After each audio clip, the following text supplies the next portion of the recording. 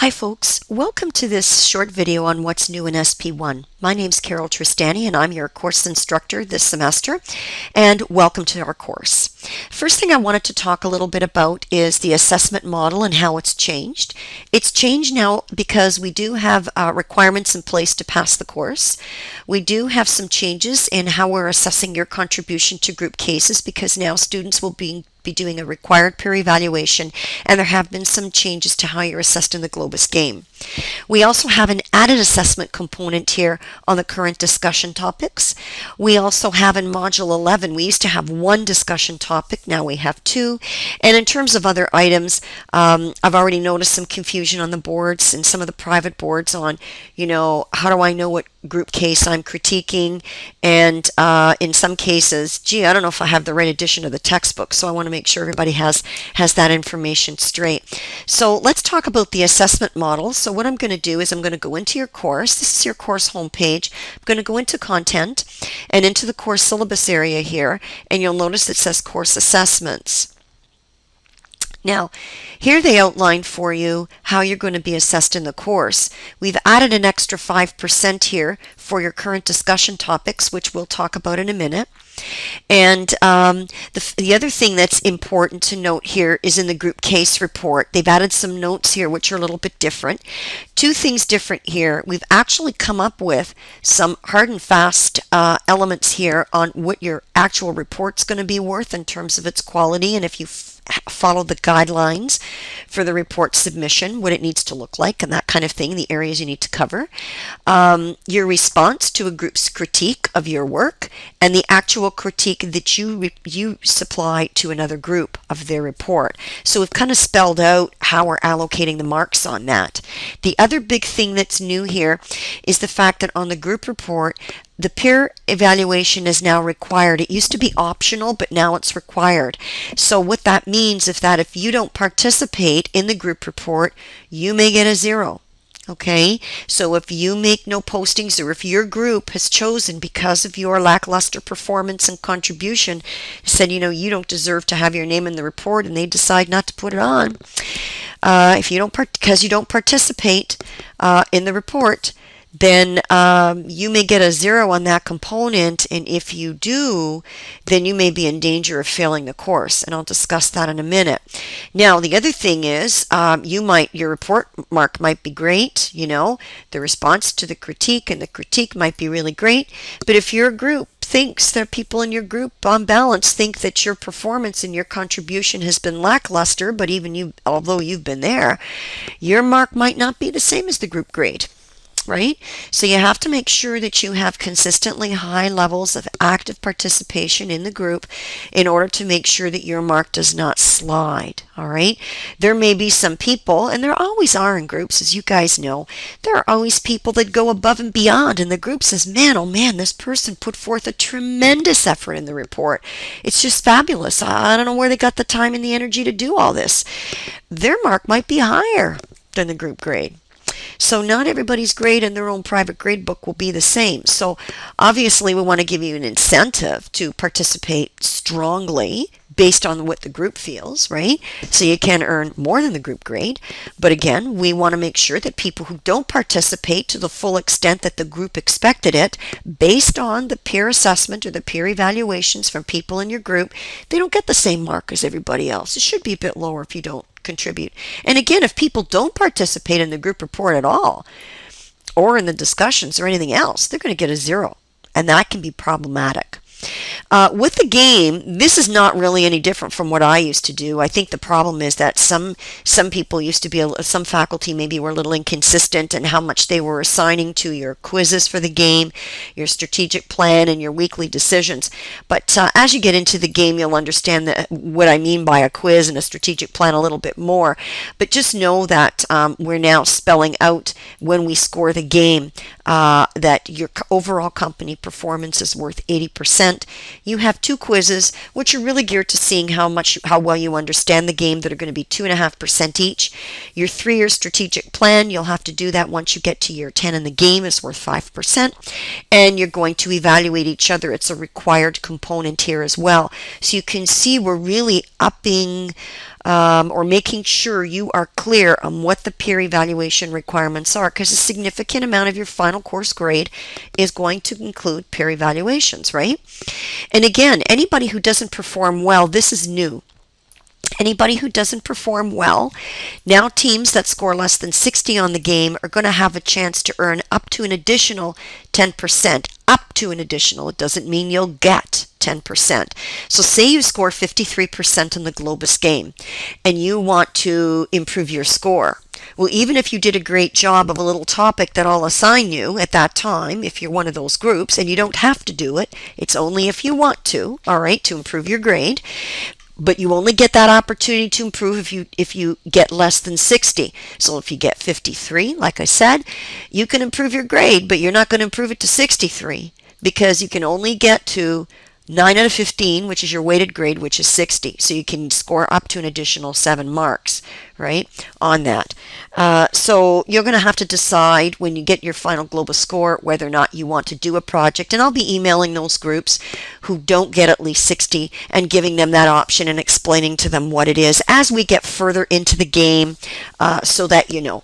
Okay, but that's a new component, so we're giving students an opportunity to improve their grade. Now, I got to say, last semester I did this course. Everybody did phenomenally well in the game, but there's usually a semester where, you know, 1 or 2 groups might not perform as well as they had hoped. But in any case, we'll deal with that as we see these things happening to groups. But you will have, if you get a grade of less than 60% on the game, an opportunity to improve that score. Okay, now you'll notice here, we do tell you that in order to pass the course, you have to achieve an overall grade of 60, which is a C, complete all course requirements, which includes your group work and participation. So now you can see the importance of participating, particularly in that group case, not only, but particularly in that group case. Because if your group doesn't include your name because you did nothing in their estimation, right, you may get a 0, and you have to complete all the components, right? So if you didn't participate in that group case and your group doesn't put your name on it and you get a 0, you stand a very good chance and very likely that you won't pass this course. So Laurentian is really spelling out what the requirements are going to be to pass the course. And you also need to pass the exam with a minimum of 50%. All right, so all 3 requirements need to be met in order for you to pass the course. Overall grade of 60, full participation in all parts of the course, and achieving a minimum grade of 50 on the exam.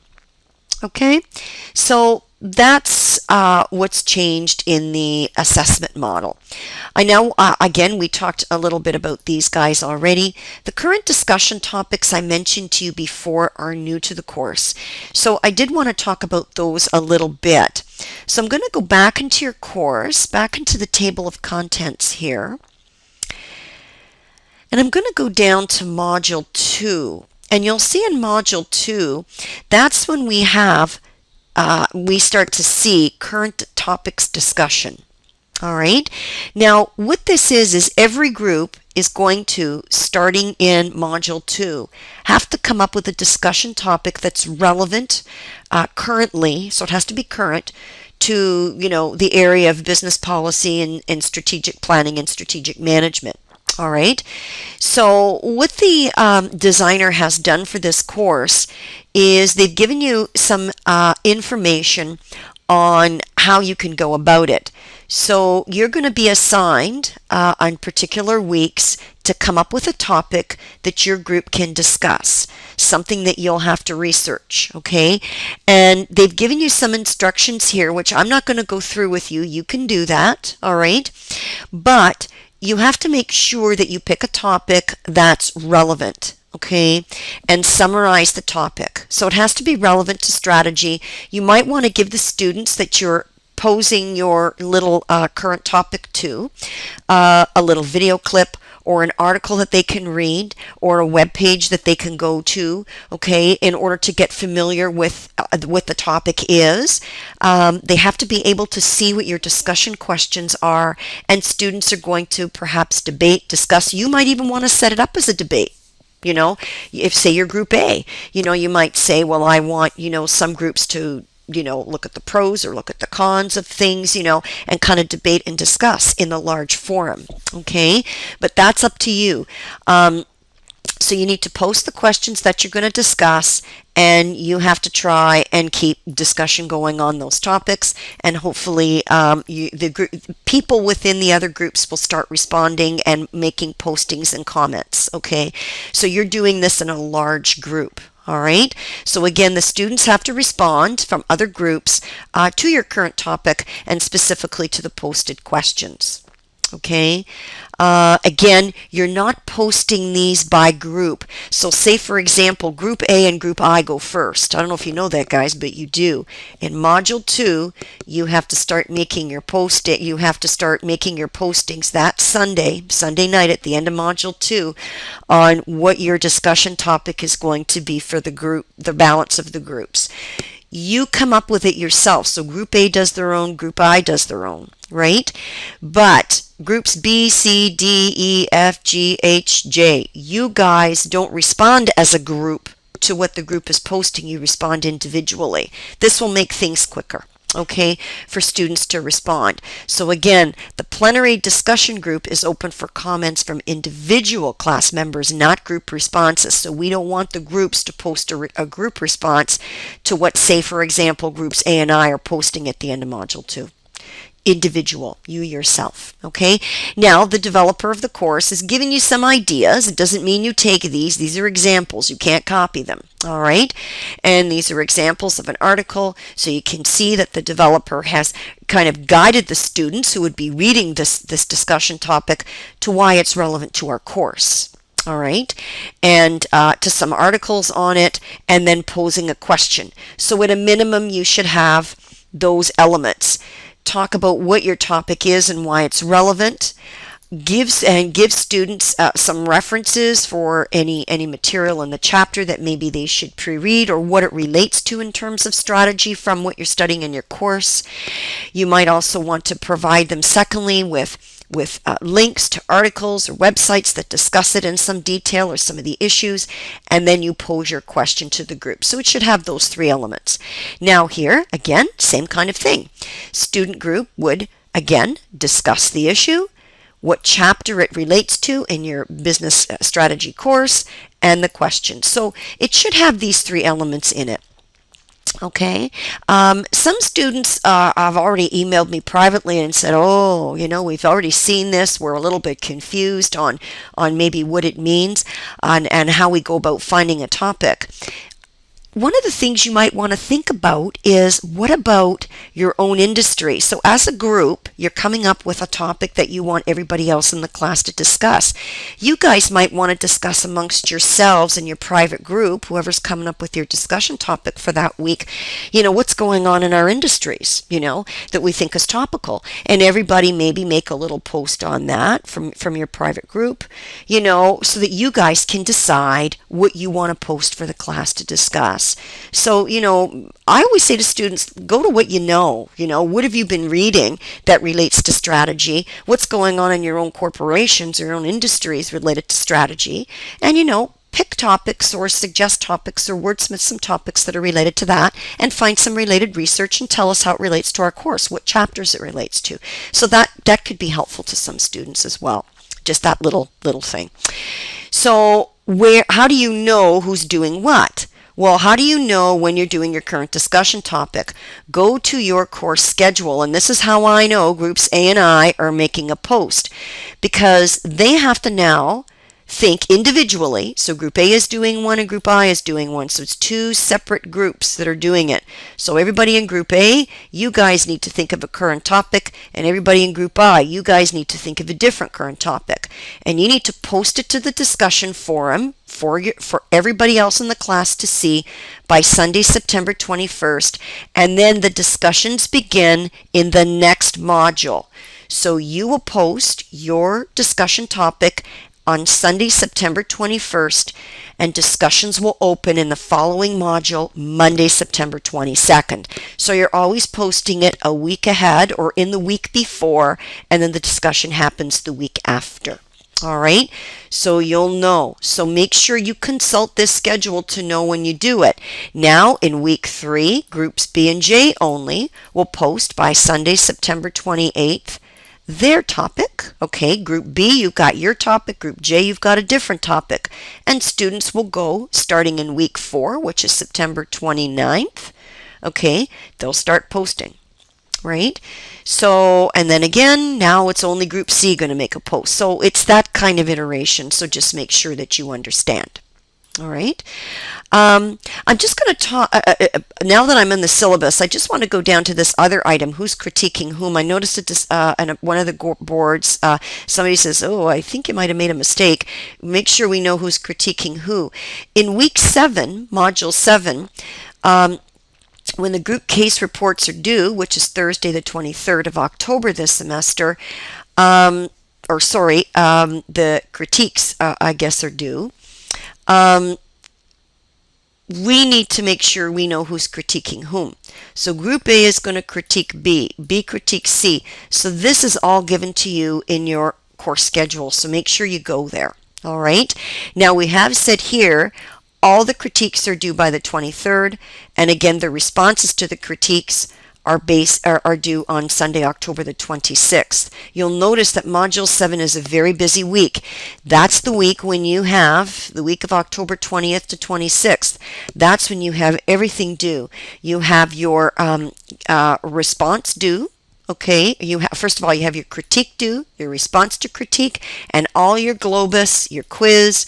You should be starting to read your individual case, and you also have a current topic. Group F has to post a current topic by Sunday, right? The 26th of October, right? Some of you will still be responding to the current topic discussion from the week before, week 6, right? What Group E posted. So make sure you know what's due when. As I said, these current discussion topics have added another element in there, so just make sure that you're well organized. All right. Now, in Module 12, the other change I wanted to let you know of is that in Module 12, there is an extra discussion board that we didn't have before. Let me see if I can get back here. In Module 11, I think it's this one, the discussion case. You have to do Upper Big Branch mine disaster. So you do have to have a short, a little discussion, and then just post your response to the case questions and do a short report. Okay, and submit it. So this is an extra. It used to be that we only had a little discussion on corporate governance, which would have been this 4th group discussion, but now they've added an extra one. It used to be we only had a corporate governance discussion board in that week, but now we've got 2. We've got this Upper Big Branch mine, which is in your textbook, so that's a little extra one. So there is a little bit more work in the course, I'm not going to lie.